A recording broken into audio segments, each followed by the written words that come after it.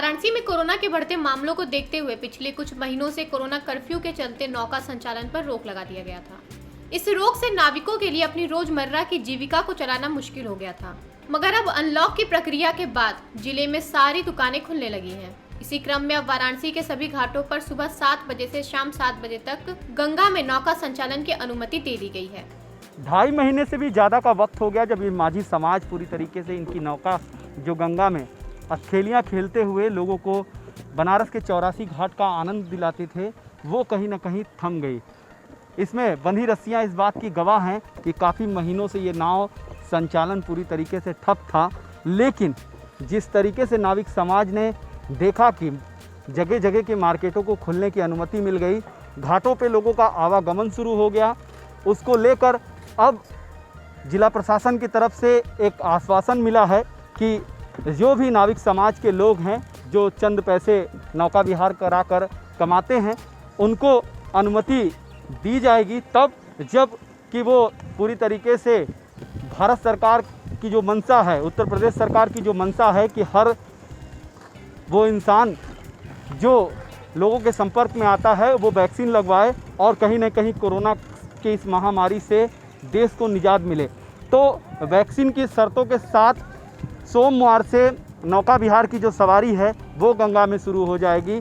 नाविक समाज के लिए एक कैंप लगाया जाएगा घाटों पर, जहां उन्हें वैक्सीन लगाकर उन्हें समाज आने वाले देश दुनिया के कोने कोने से टूरिस्ट जो हैं उनसे जोड़ने का काम किया जाएगा।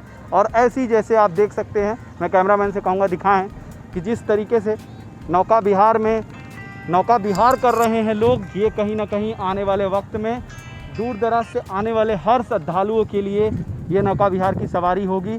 जो लोग वैक्सीन लगवा लेंगे वो लोग सोमवार से अपनी नावों का संचालन कर सकते हैं। वाकई बनारस के लिए, टूरिज़्म के लिए एक बड़ी खबर है ये, क्योंकि बनारस का जो टूरिज़्म विभाग है वो काफ़ी दिनों से ठप पड़ा था। टूरिज़्म से होने वाले रोज़गार भी ठप पड़े थे और कहीं ना कहीं वो वापस से पटरी पे दौड़ेंगे। न्यूज़ बकेट से राजू श्रीवास्तव, बनारस। देखिए, नौका संचालन को लेकर बहुत दिनों से हमारी समाज के लोग परेशान थे।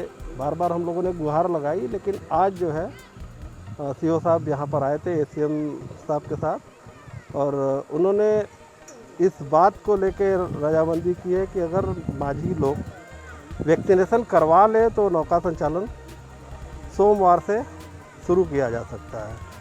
तो वैक्सीनेशन की जहाँ तक बात है, हमको तो लगता नहीं है कि इतना आसान है और इतना संभव है कि इतना जल्दी, क्योंकि हम लोग की संख्या हजारों में है। वाराणसी के दशाश्वमेध घाट पर स्थित जल पुलिस चौकी में हुए एसीएम प्रथम और नाविकों के बीच बैठक के बाद यह फैसला लिया गया। कोरोना को ध्यान में रखते हुए केवल टीकाकरण कराने वाले नाविकों को ही नौका संचालन की अनुमति दी गई है।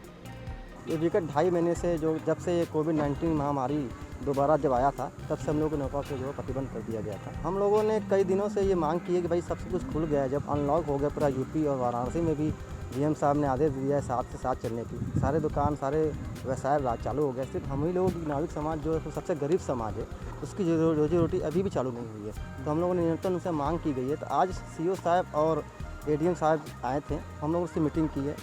तो उन्होंने कहा कि डीएम साहब का आदेश है कि मंडे से जो है नौका संचालन चालू होगी, मगर उसके पहले सारे लोगों को वैक्सीनेशन लगाना होगा या तो वैक्सीन लगाना होगा।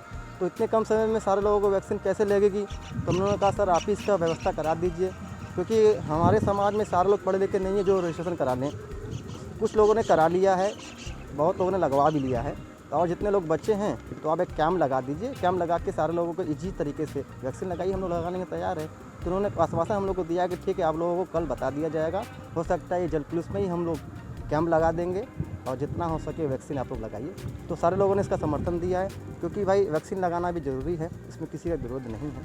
बहुत खुशी की लहर, ऐसे एक प्यासे को पानी मिल जाता है वैसे ही खुशी की लहर है, क्योंकि हम लोगों की रोजी रोटी अभी देखिए विगत समय में बाढ़ भी सर पे है, फिर पानी जब गंगा जल स्तर बढ़ जाता है तो शासन प्रशासन की तरफ से हर साल हम लोगों को लॉकडाउन लगा दिया जाता है।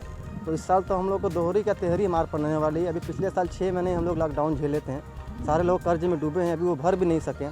फिर दोबारा कोरोना आ गया, फिर लोग कर्ज में हो गए, उसके बाद बरसात भी सर पे है, तो कर्ज में दबते चले जा रहे हैं। बहुत दैनिक स्थिति हो गई है, बहुत लोग तो भुखमरी कगार पे भी आ गए हैं। तो उसको देखते हुए अभी भी हमारे पास समय है, महीना भर 1.5 महीना का समय है। कुछ समय ऐसा है कि हम लोग कुछ कमा के रख सकते हैं। पेश है न्यूज बकेट हिंदी मासिक पत्रिका। पढ़ें इस महीने की पूरी खबर विस्तार से हमारे न्यूज बकेट की मैगजीन में। हमारी ई मैगजीन को मुफ्त में पढ़ने के लिए अभी लॉगिन करें www.newsbucket.in पर। इसके अलावा रोज की ताज़ा खबरों के लिए हमारे YouTube चैनल को तुरंत सब्सक्राइब करें।